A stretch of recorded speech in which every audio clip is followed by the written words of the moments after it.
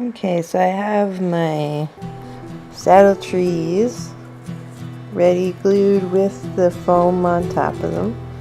You don't need to make sure these are glued down excessively. As you can see, there's a bit lifting. It's not going to be an issue once we cover it with the leather and our foam under wrap. So on to the next part of this would be to add the foam under wrap. So what I use is it's like a thin foam stuff. I believe it's for underneath like wrap jobs. If you're gonna wrap your legs or your ankles or whatnot, it goes like under the tape. So that's what I use, just to add a little bit more puffiness to the look to it under the leather. So what I'll do is take a bit, it's big enough to cover basically. So I'll take that and start gluing it down around. So what I do is I'll just wrap it around the foam as tight as we can. We might end up, or as you work around, I usually start at the top, at the back of the cantle here, and then as you work around you may need to cut the foam just to have it wrap around nicer. So we'll just begin the process at the back here. Don't need a ton of glue for this stuff either. So just stretch it on and hold it. And we'll do that all the way around. And as I said, as we get to around here, we'll probably have to cut it. So I'll just show you how I do that. Close but not too close. And then as we get around this, we'll be able to fold in easily.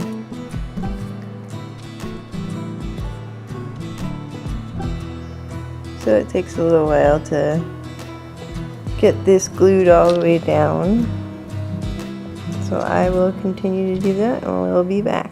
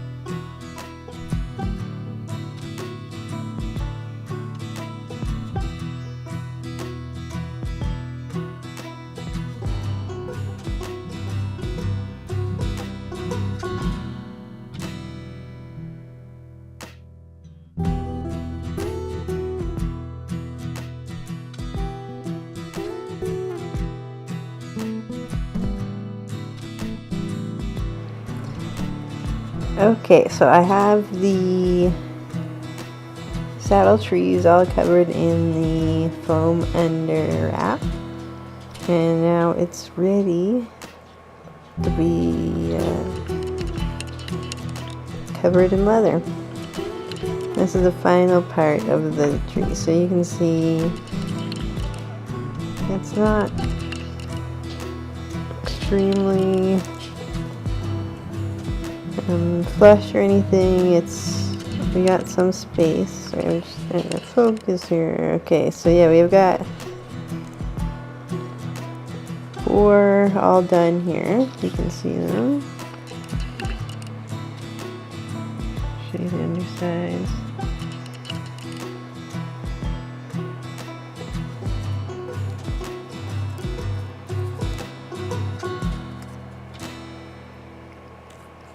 Okay, so now I've taken skiver leather. This is the same kind of skiver leather you can get from Rio Rondo.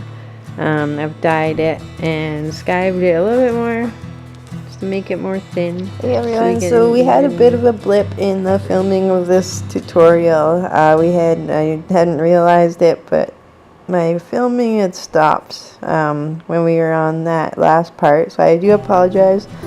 Hopefully we can avoid any of these little problems in the future on future tutorial videos. Again, this is my first tutorial, so please bear with me. What I'm going to do is show you how that last part works, just using kind of like a mock-up piece of skiver leather. This was the one that we had finished off on just before I was putting the leather on. Now this part of the tutorial is fairly simple. It's very similar to what we would do with the foam under wrap. So if you're unsure about where to go from this point, and if this doesn't describe in enough detail for you how to put the skiver leather on, just send me a message or an email and I can try to explain a little better. You can also go back to the part where I'm fast forwarding, putting the skiver leather on the tree there, and that will give you an idea. So the most important thing to remember when you're going to put the leather on is to wet it. So when you wet leather, it makes it very pliable, much more soft, and then you can stretch it better, and then once it dries, it will dry hard. So it may seem quite soft while it's wet, but you always remember that it will dry hard. So I like to take a paintbrush, dip it in some water, and then just paint the water on, get the leather nice and wet and pliable for us. So I'll just wet and again pretend like this is the actual piece of skiver leather that I'm going to put on my saddle. Obviously it's not, but you get the idea. So when I have the skiver for the saddle seats, it's a lot thinner than this. This one hasn't been skived down. As you can see, it's still a bit thick. And as it's thicker, it will take more water. So this is probably way more water than you would put on your skiver leather for your saddle tree. This is a technique I use a lot in tack making. Wetting the leather is extremely good technique for any leather work. We often wet the leather when I'm tooling the leather, I wet it. When I'm shaping it, I'll wet it. Like, there's so many different reasons for wetting, or there's so many different reasons that I wet the leather. Makes it easier to work with, and again, will dry hard. So as you can see in my front piece, it's not, when I turn it over and look, it's not completely soaked through, and I would like it to be completely soaked through. Now this will give you the shape that you're looking for. these trees that have already been covered here, as you can see, they've dried. Now they're hard, they're solid, they're not coming undone. They are glued down, of course, but even if they hadn't been glued, just because the leather has dried from being wet, it will stay in that shape. And I guess as a bonus for her having a little bit of a mistake, I guess we'll do another sort of, I'll show you another reason why I would wet the leather. So you can see this is the saddle flap portion of the Tonino Lamborghini here. So this one had been wet last night, and I just put it on a horse and then let it dry, and now, as you can see, we've got a nice shape to it. So that's why I would wet the leather. I wet this leather, put it on here, and let it dry with obviously an elastic band around it to keep it down so I can get the shape that I want. There's the under flap piece there, and it also again shaped. So this piece was wet last night, now it's dry, and now it's in the shape, and it's going to keep that shape for me. So that gives me a good basis for this saddle. Alright, so back to our skiver leather piece that's going to be covered. So now that I have this completely wet, it's nice and soaked through. I don't want it to be sopping wet, I just want it to be damp and looking, as you can see, when it's wet it looks darker than when it's not wet. So I want it to be have that nice dark color on it and just be wet enough that I'm gonna be able to move it, shape it, keep it shaped. So again, we start at the cantle. So here's the cantle here.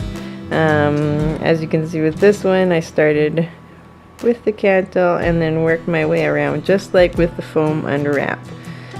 So I'm taking my leather piece, setting it on, making sure it's the right shape. And sometimes what I'll do too, just to, like before I get this on there and ready to go, what I'll do is I'll kind of stretch the leather on, sort of like so. Of course, this is obviously a bit of a thicker piece, so it's not going to stretch as well as what these thin pieces did.